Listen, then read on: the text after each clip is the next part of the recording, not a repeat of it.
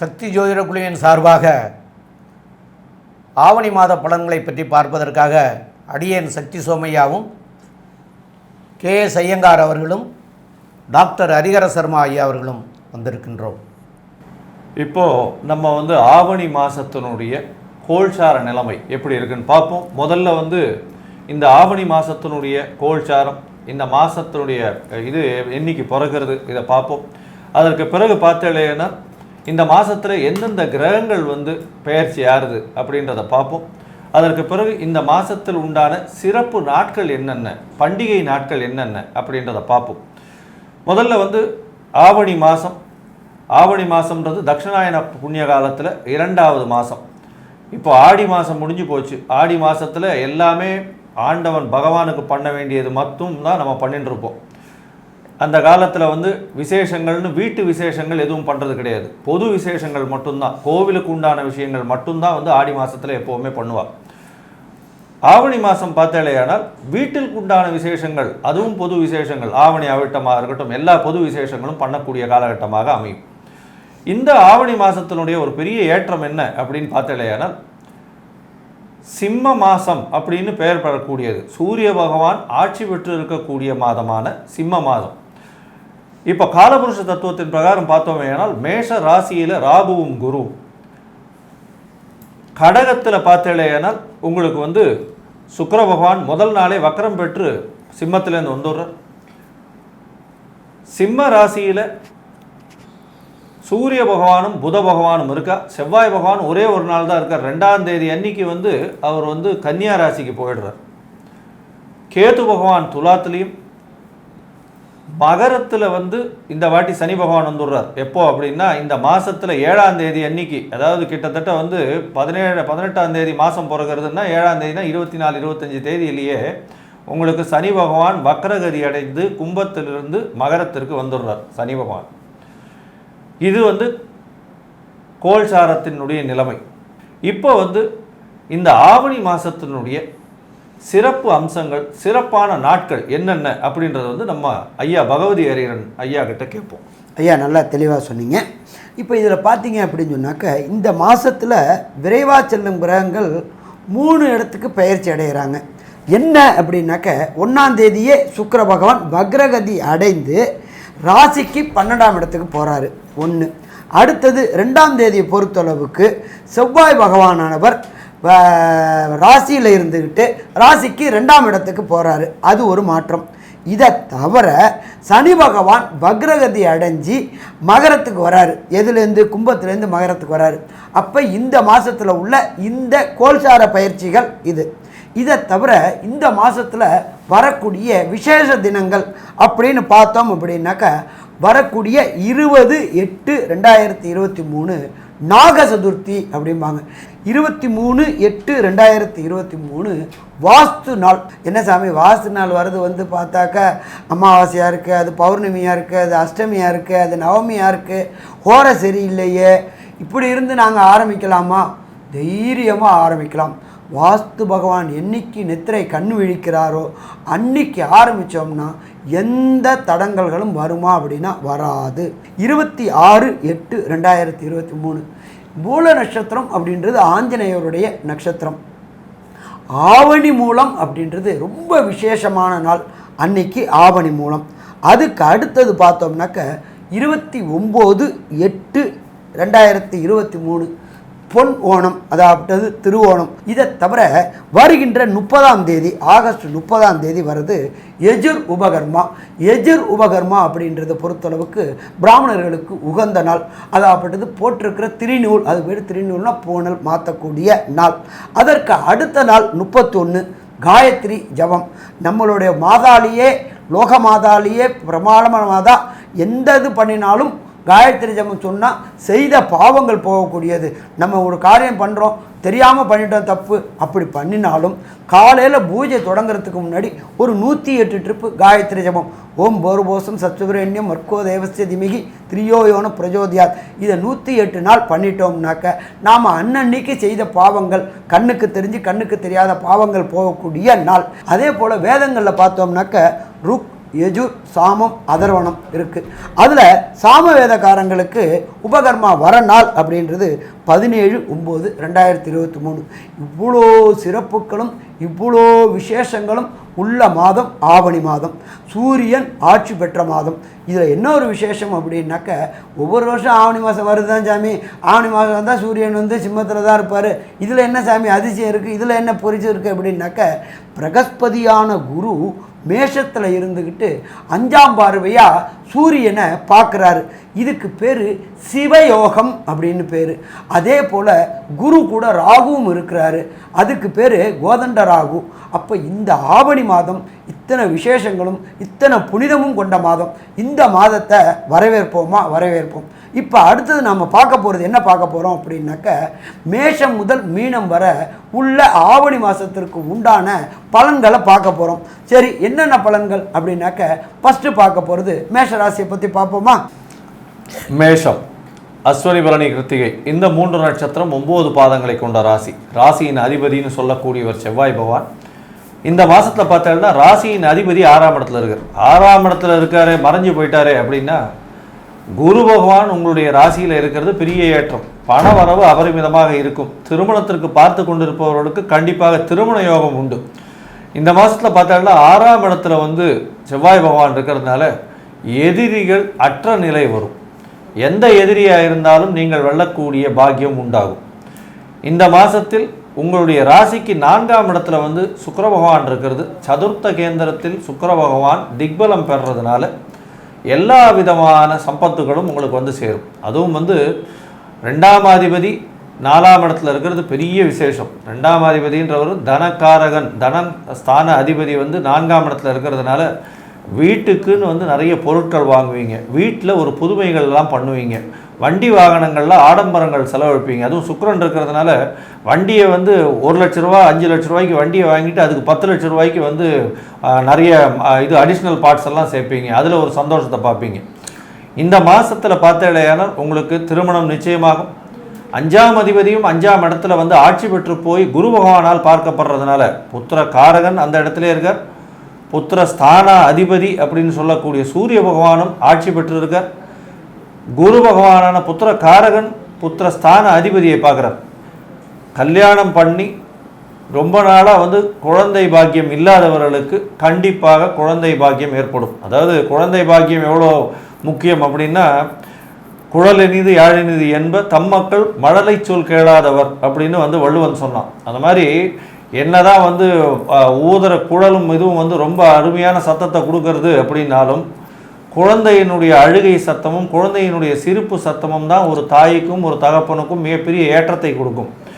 அது இல்லாதவர்களுக்கு தான் அதனுடைய கஷ்டம் தெரியும். அதனால் இந்த மாதத்தில், அதாவது ஆவணி மாதத்தில் பார்த்தாலேயானால் மேஷ ராசிக்காரர்களுக்கு கண்டிப்பாக கருவுறக்கூடிய வாய்ப்புகள் நிச்சயமாக உண்டு.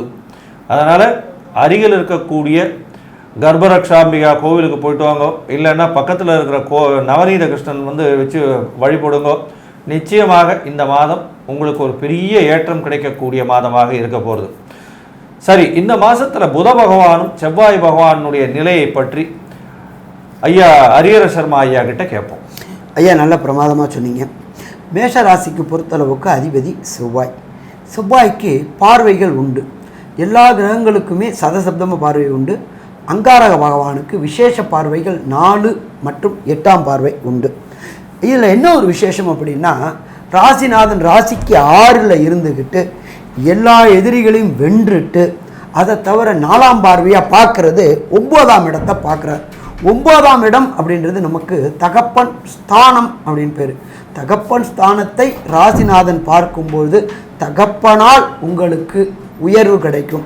இந்த சொல்லுவாங்கள்ல, என் பிள்ளை ஏதுன்ட்டு, என் சான்றோர் என்ன சொல்லுவாங்கன்ட்டு, அதுக்கு உதாரணமாகக்கூடிய காலகட்டங்கள் செவ்வாய்.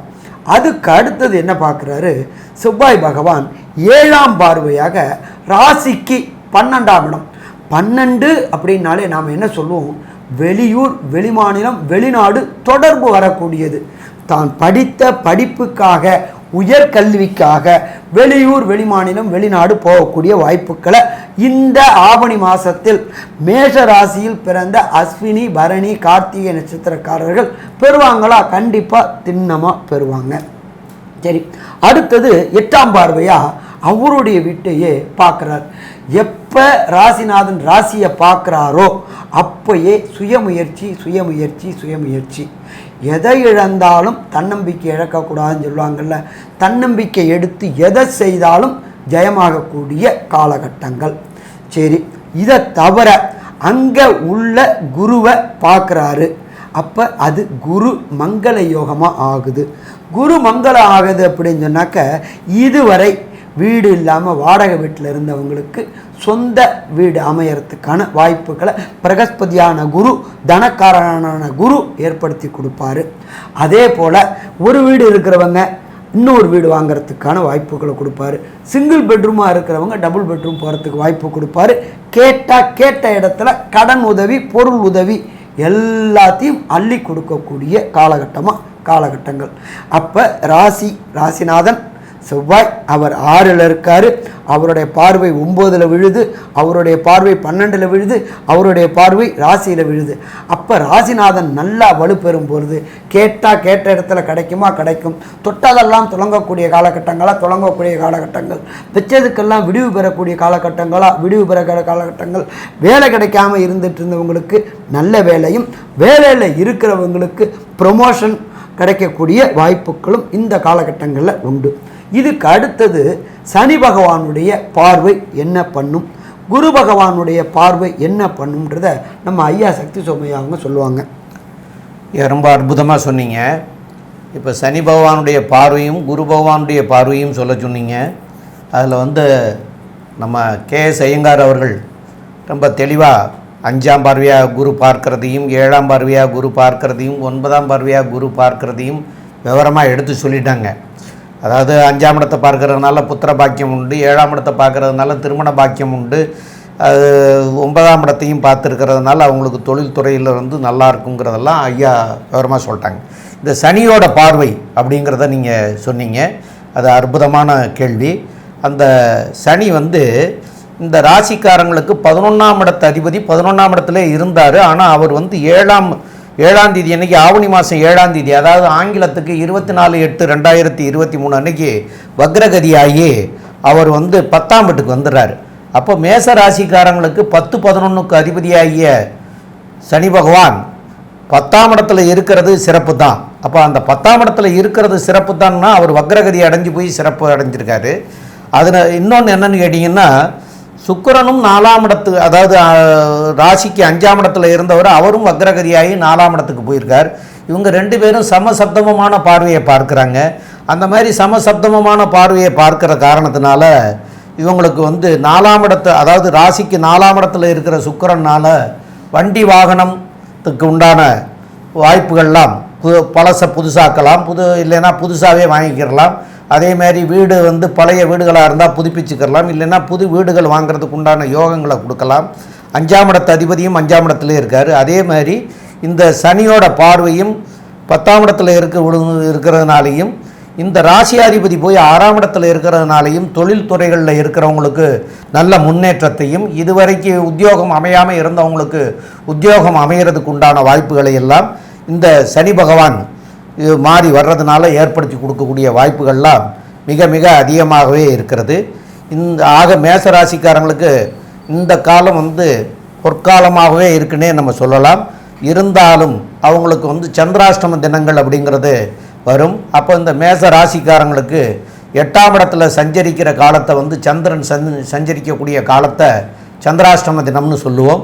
அப்போ அந்த சந்திராஷ்டம தினம் வரக்கூடிய நாட்கள் அப்படிங்கிறது ஆவணி மாதத்தில் 7ஆம் தேதி 8ஆம் தேதி வருது. ஆங்கிலத்துக்கு 24/8/2023, 25/8/2023 ஆக இந்த 2 நாட்கள் வருது. இந்த 2 நாட்களில் புதுசாக எதுவும் செய்ய வேண்டாம், பழசை கண்டினியூ பண்ணிக்கிறங்க, புதுசாக எதுவும் தொடங்க வேண்டாம், புதுசாக எதுவும் செய்ய வேண்டாம். இந்த 2 நாட்களும் நம்மளுடைய வாயை அடக்கிக்கின்னு யார் என்ன கேட்டாலும் உண்டு இல்லை ஆமாம் அப்படிங்கிற சிங்கிள் வேர்டில் பதிலை சொல்லிவிட்டு நம்ம ஒதுங்கிக்கிறது நல்லது. நாமளும் அதிகமாக பேச்சு கொடுக்க வேண்டாம். அதிகமாக பேச்சு கொடுக்க வந்தாங்கன்னா அதை பற்றி இன்னொரு 2 நாள் கழித்து பேசிக்கிறலாம், நாளைக்கு பேசிக்கிறலாம் அப்படின்னு நம்ம ஒதுங்கிக்கிறது நல்லது. புது முயற்சிகள் வேண்டாம். இந்த சந்திராஷ்டம தினங்களில் அதுமாரி ஏதாவது செஞ்சால் அதனால் வாக்குவாதங்கள் ஏற்பட்டு பின்விளைவுகள் வர்றதுக்கு உண்டான வாய்ப்புகள் இருக்குது. அதை வந்து அவாய்ட் பண்ணிக்கிறதுக்கு இந்த மாதிரி பண்ணிக்கினீங்கன்னா ரொம்ப சால சிறந்ததாக இருக்கும். அது போக நாங்கள் வந்து இந்த தேதிக்கு வெளியூரோ வெளிநாடுகளுக்கோ போகிறதுக்கு டிக்கெட்டை வாங்கிட்டோம், போகாமல் இருக்க முடியாது, இந்த டிக்கெட்டெல்லாம் கேன்சல் பண்ண முடியாது, நாங்கள் என்ன பண்ணலாம் அப்படிங்கிற போது இந்த அவர் மேச ராசிக்கு அதிபதி செவ்வாய், 8ஆம் வீட்டுக்கு அதிபதியும் செவ்வாய். அப்போ அதனால் முருகப்பெருமானை போய் ஒரு செவ்வாய்க்கிழமை அன்னைக்கு நீங்கள் ஊருக்கு போகிறதுக்கு முன்னாடி உள்ள செவ்வாய்க்கிழமை அன்னைக்கு போய் முருகப்பெருமானை போய் வழிபட்டுட்டு வந்துடலாம். அது போக வந்து சந்திரனுக்கு உண்டானது, அந்த சந்திராஷ்டம தினத்தன்னைக்கு சந்திரனுக்கு உண்டானது பாலுங்கிறது, அந்த பாலை ஒரு கிளாஸ் அன்னைக்கு போகிற அன்னைக்கு அருந்திட்டு அந்த பயணத்தை தொடங்கலாம். அது மாதிரி பண்ணுறதுனால உங்களுக்கு வரக்கூடிய பின் விளைவுகளில் இருந்து நன்மை அடைய முடியும் அப்படிங்கிறத நம்மளுடைய முன்னோர்கள் சொன்னதை நான் உங்களுக்கு சொல்கிறேன். இப்போ மேற்கொண்டு இந்த மாதம் எந்த தெய்வங்களை நீங்கள் வணங்கினா நல்லா இருக்குங்கிறத பற்றி நம்முடைய டாக்டர் ஹரிஹர சர்மா ஐயா அவங்க சொல்லுவாங்க. ஐயா நல்லா தெளிவாகவும் விரிவாகவும் விளக்கமாகவும் சொன்னீங்க, நன்றி ஐயா. இப்போ பொறுத்தளவுக்கு மேஷராசிக்காரங்க ஆவணி மாதத்தில் பொறுத்தளவுக்கு மோஸ்ட் ப்ராபர்லி 5 செவ்வாய்க்கிழமை வரும். இந்த 5 செவ்வாய்க்கிழமையில் அன்னைக்கு தொடங்குகிற ஹோரை செவ்வாய் ஹோரை. செவ்வாய் ஹோரை அன்னைக்கு வீட்டில் உள்ள முருகப்பெருமானுடைய படத்துக்கு ஒரு தீபம் போட்டுட்டு ஆத்ம பிரதட்சிணம் 9 பண்ணலாம். இல்லை எனக்கு டைம் இருக்குது அப்படின்னு சொன்னாக்க பக்கத்தில் உள்ள நவகிரகத்தில் உள்ள அங்காரகனுக்கு ஒரு நெய் தீபம் போட்டு 9 முறை பிரதட்சிணம் வரலாம். இல்லை எனக்கு இன்னும் கொஞ்சம் அதிகமாக டைம் இருக்குது அப்படின்னா அருகில் உள்ள முருகப்பெருமான் கோயிலுக்கு சென்று அந்த 5 செவ்வாய்க்கிழமையும் முருகப்பெருமான் பேரில் அர்ச்சனை பண்ணிட்டு வந்தோம்னாக்க வரக்கூடிய பிரச்சனைகள் விலகுமா? கண்டிப்பாக விலகும். இப்போ மேஷ ராசிக்கு பொறுத்தளவுக்கு இந்த ஆவணி மாதம் உள்ள நல்ல பலன்களையும் கெடு பலன்களையும் நம்மளுடைய அஸ்ட்ரோ KS ஐயங்கார் அவங்க விளக்கி கன்க்ளூஷனாக கொடுப்பாங்க. ஐயா ரொம்ப நல்லா சொன்னீங்க. இந்த மேஷ ராசியை பொறுத்தவரையிலும் ஆவணி மாதம் ஒரு பொன்னான காலமாக இருக்கும். ஏன்னா ராசியின் அதிபதி செவ்வாய் பகவான் 6ஆம் இடத்துல இருந்தாலும் புதிய வேலை கிடைக்கக்கூடிய வாய்ப்பு உண்டு. ராசியிலேயே குரு பகவான் இருக்கிறது பெரிய விசேஷம். திருமணத்திற்கு பார்த்து கொண்டிருப்பவர்களுக்கு திருமணம் கைகூடும். குழந்தை பேருக்கு பார்த்து கொண்டிருப்பவர்களுக்கு குழந்தை பேர் கைகூடக்கூடிய காலகட்டம். புதிதாக வீடு மனை வாங்கக்கூடிய பாக்கியம் உண்டு. அதற்காக புதிய கடன்கள் ஏற்படக்கூடிய பாக்கியம் உண்டு. தாயின் உடல்நிலையில் நல்ல ஒரு ஏற்றம் இருக்கும். தந்தையின் உடல் நலத்தில் நல்ல ஒரு ஏற்றம் இருக்கும். உங்களுடைய தீர்க்கமான பார்வை நல்லபடியாக இருக்கக்கூடிய காலமாக இருக்கும். இருந்தாலும் தொழிலில் உங்களுக்கு கீழே வேலை செய்கிறவங்க வந்து உங்களுடைய சொல்ல கேட்க மாட்டாங்க. அட்மினிஸ்ட்ரேஷனில் வந்து ஹையர் பொசிஷனில் இருந்தீங்கன்னா கீழே இருக்கிறவங்க மூலியமாக பிரச்சனைகள் கொஞ்சம் வரும். ஏன்னா 10ஆம் இடத்துல சனி பகவான் இருக்கிறதுனால அப்படி இருக்கும். வெளிநாடு வெளியூர் வெளிமாநிலம் செல்லக்கூடிய வாய்ப்புகள் நிச்சயமாக உண்டு. படிக்கக்கூடிய இளைஞர்களுக்கு போட்டித் தேர்வில் வெற்றி பெறக்கூடிய வாய்ப்புகள் நிச்சயமாக உண்டு. புதிய வேலை நிச்சயமாக கிடைக்கும். புதிய பதவி, புகழ், அந்தஸ்து, கௌரவம் இந்த மாதம் உங்களை தேடி வரும். ஒரு ஹானரரி போஸ்டாவது வரும். மொத்தத்தில் பார்த்தீர்களேயானால் மேஷ ராசிக்காரர்களுக்கு மிகவும் ஏற்றமான காலமாக இந்த காலம் அமையும் அப்படின்றது சக்தி ஜோதிட குழு சொல்லுது. நன்றி, வணக்கம். ஸ்ரீ குபேரன் டிவியை பார்த்தமைக்கு நன்றிகள். மேலும் இது போன்ற தகவல்களை தெரிந்து கொள்ள ஸ்ரீ குபேரன் டிவியை சப்ஸ்கிரைப் செய்யுங்கள். மறக்காமல் பெல் ஐக்கானை கிளிக் செய்யுங்கள்.